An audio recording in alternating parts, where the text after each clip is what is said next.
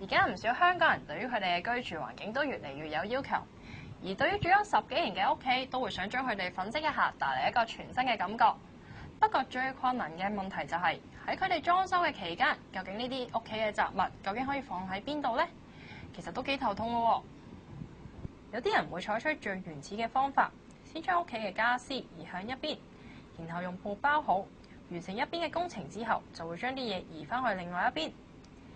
如果你人緣好嘅話，朋友都唔介意你將大量嘅雜物搬去佢屋企寄存，咁都不失為一個辦法。你甚至可以用一筆清嘅方法，將所有家私一次過抌晒去，裝修後再買過一批新嘅家私翻嚟。喺呢個情況底下，我哋點解唔選擇揾 Big Orange 幫手呢？歡迎你嚟到 Big Orange 橙色空間。Big Orange 係一個全新嘅儲物空間，每一棟橙色空間都屬於自置物業，唔會有被逼遷嘅煩惱或者突然失蹤嘅風險，為客人提供足夠嘅信心同保障。儲存空間嘅大小可以自由選擇，而且配套完善。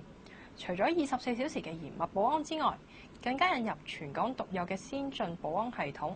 令你儲物更倍安心。裝內亦都有恆溫同抽濕嘅系統，令儲存嘅物件可以保持最完好嘅狀態。Big Orange 更加會提供首次嘅免費入倉優惠，亦都有免費停車場，方便客人隨時提取或者存放佢哋嘅物品。另外無需按金，令客人儲物更具彈性。Big Orange 係一個理想嘅儲物空間，屋企裝修揾 Big Orange，咁就輕鬆自在又精明啦〜